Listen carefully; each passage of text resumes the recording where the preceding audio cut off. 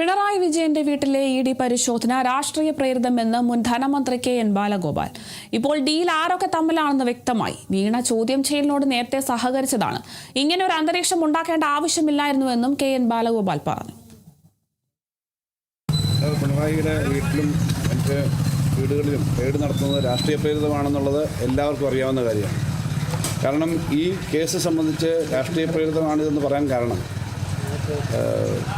BJP നേരത്തെ തന്നെ രാഷ്ട്രീയമായി എതിരായ അഭിപ്രായം പറയുന്നവരെ ഉന്നം വെക്കുന്ന സമീപനമുണ്ട്. മറ്റ് സ്റ്റേറ്റുകളിലും നമ്മളിത് കണ്ടതാണ്. ഇപ്പോൾ ഇതിൻ്റെ പശ്ചാത്തലത്തിൽ ഒരു കാര്യം കൂടി നമ്മൾ മനസ്സിലാക്കണം. നേരത്തെ രാഹുൽ ഗാന്ധി കേരളത്തിൽ വന്നപ്പോൾ പലപ്പോഴും പറഞ്ഞു, വി.ഡി. സതീശൻ നമ്മുടെ മുഖ്യമന്ത്രിയും മറ്റുള്ള നേതാക്കന്മാരെല്ലാം സ്ഥിരമായി പറഞ്ഞിരുന്നൊരു കാര്യമുണ്ട്. എന്തുകൊണ്ടാണ് ഇ.ഡി. കേസെടുക്കാത്തത്, അറസ്റ്റ് ചെയ്യാത്തതെന്ന് ചോദിച്ചിരുന്ന കാര്യം നിങ്ങൾക്ക് ഓർമ്മയുണ്ടാകും. അതേസമയത്ത് തന്നെ അവർ പറഞ്ഞിരുന്നൊരു കാര്യമുണ്ട്, കേരളത്തിലെ LDF ഈ കേന്ദ്രത്തിലെ BJPയുമായിട്ട് ഒരു ഡീലുണ്ടെന്നാണല്ലോ പറഞ്ഞുകൊണ്ടിരുന്നത്. അതാണല്ലോ വോട്ട് പിടിക്കാൻ വേണ്ടി ഉപയോഗിച്ചിരുന്നൊരു വലിയ ന്യായം. അപ്പോൾ ആ ഡീൽ ആര് തമ്മിലാണെന്ന് വ്യക്തമാക്കുന്ന കാര്യമാണ് ഇപ്പോൾ വന്നത്. ഇ.ഡി. സംഘപരിവാറുകാരുടെ ഉപകരണമാണെന്ന് ആരോപിച്ച് മുൻ മന്ത്രി ആർ ബിന്ദു. അവിശുദ്ധ ബന്ധങ്ങളുടെ ചരടുവലികൾ നടക്കുന്നുവെന്നും ആർ ബിന്ദു ആരോപിച്ചു. ഇ.ഡി. തീർച്ചയായും BJP RSS സംഘപരിവാര ശക്തികളുടെ ഒരു ഉപകരണമായിട്ട് പ്രവർത്തിക്കുകയാണെന്ന് മുൻഘട്ടങ്ങളിലൊക്കെ നമ്മൾ തിരിച്ചറിഞ്ഞിട്ടുള്ളതാണ്. ഇടതുപക്ഷ ഭരണം സംസ്ഥാനത്തുള്ളപ്പോൾ അതിനെതിരായിട്ട് ഫലപ്രദമായ പ്രതിരോധവും ഉയർത്തിക്കൊണ്ടുവരാൻ സാധിച്ചിരുന്നു.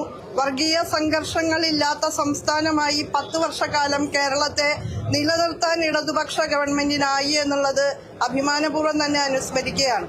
വർഗീയതയ്ക്കെതിരെ വിട്ടുവീഴ്ചയില്ലാത്ത നിലപാട് സ്വീകരിച്ചുകൊണ്ട് നട്ടൽ ഉയർത്തിപ്പിടിച്ചു നിന്ന് പ്രതിരോധം സൃഷ്ടിച്ചതിന്റെ ഭാഗമായിട്ടാണ് കേരളത്തിലെ ഇടതുപക്ഷ ഗവൺമെന്റിനെ പരാജയപ്പെടുത്തുന്നതിന് BJP UDFനെ സഹായിച്ചിട്ടുള്ളത്. വളരെ വ്യക്തമായി വിവിധ മണ്ഡലങ്ങളിലെ വോട്ടിംഗ് നില പരിശോധിച്ചാൽ നമുക്ക് കാണാൻ കഴിയും, BJPയുടെ വോട്ടുകൾ UDFന് പോയിരിക്കുകയാണ്.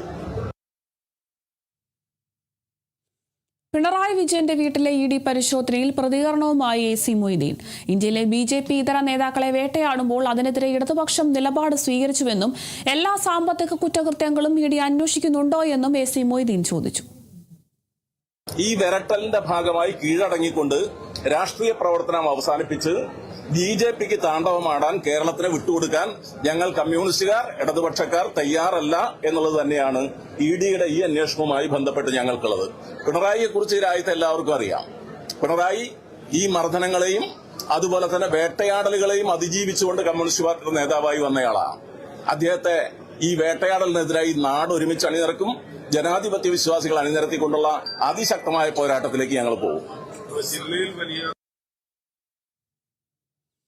പിണറായി വിജയന്റെ വീട്ടിൽ ഇ.ഡി. പരിശോധന നടന്നത് BJP കോൺഗ്രസ് അവിശുദ്ധ കൂട്ടുകെട്ടിലൂടെയെന്ന് CPIM തൃശൂർ ജില്ലാ സെക്രട്ടറി KV അബ്ദുൽ ഖാദർ. മോദി മുഖ്യമന്ത്രി കൂടിക്കാഴ്ചയുടെ വിശദാംശങ്ങൾ പുറത്തുവിടണമെന്നും അബ്ദുൽ ഖാദർ പറഞ്ഞു. ആര് തമ്മിലാണ് ഡീൽ ഉണ്ടായിരുന്നത് എന്ന് ഇന്ത്യയിലെ തന്നെ ഏറ്റവും പ്രധാനപ്പെട്ട പ്രതിപക്ഷ നേതാക്കളിൽ ഒരാളായിട്ടുള്ള പിണറായി വിജയന്റെ വീട് റെയ്ഡിലൂടെ തെളിയിക്കപ്പെട്ടിരിക്കുകയാണ്. യഥാർത്ഥത്തിൽ BJPയും കോൺഗ്രസും തമ്മിൽ കേരളത്തിൽ ഉണ്ടാക്കിയ ഡീലിന്റെ പ്രതിഫലനമാണ് ഇത്. ഇന്നലെ കേരളത്തിലെ മുഖ്യമന്ത്രി ശ്രീ V.D. സതീശൻ പ്രധാനമന്ത്രിയുമായി നടത്തിയ കൂടിക്കാഴ്ചകളുടെ വിവരങ്ങൾ പുറത്തുവിടണം.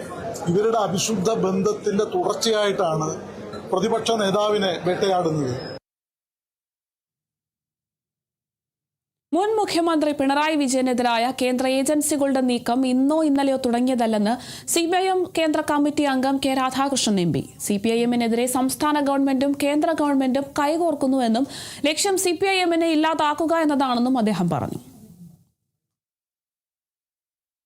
നമുക്കറിയാം, ഇന്നോ ഇന്നലെ തുടങ്ങിയതല്ല പിണറായിക്കെതിരായി കൊണ്ടുള്ള ഇത്തരത്തിലുള്ള കേന്ദ്ര ഏജൻസികളുടെ അന്വേഷണങ്ങൾ. നിരവധി വർഷമായിട്ട് വേട്ടയാടിക്കൊണ്ടിരിക്കുകയാണ്. ഇപ്പോൾ വലിയ ഗൂഢാലോചന നടത്തിക്കൊണ്ടാണ് ഈ റെയ്ഡ് നടക്കുന്നതെന്നാണ് മനസ്സിലാക്കാൻ കഴിയുന്നത്. നേരത്തെ കേന്ദ്ര ഏജൻസികളായിരുന്നു എല്ലാ തരത്തിലുള്ള പിന്തുണയും നൽകിയത്. സംസ്ഥാന ഗവൺമെന്റ് ഇടതുപക്ഷ ഗവൺമെന്റായിരുന്നു. എന്നാൽ ഇപ്പോൾ UDF ഗവൺമെന്റ് നമ്മുടെ സംസ്ഥാനത്ത് അധികാരത്തിൽ വന്നതോടുകൂടി സംസ്ഥാന ഗവൺമെന്റും കേന്ദ്ര ഗവൺമെന്റും സംയുക്തമായിട്ടുള്ള വലിയ രീതിയിലുള്ള ആക്രമണമാണ് CPIMനെതിരായിട്ട് കൊണ്ട് അഴിച്ചുവിടാൻ തീരുമാനിച്ചത്. CPIMനെ ഇല്ലാതാക്കുക എന്നുള്ളത് BJPയുടെയും അതുപോലെ തന്നെ UDFന്റെയും ഒക്കെ അജണ്ടയാണ്.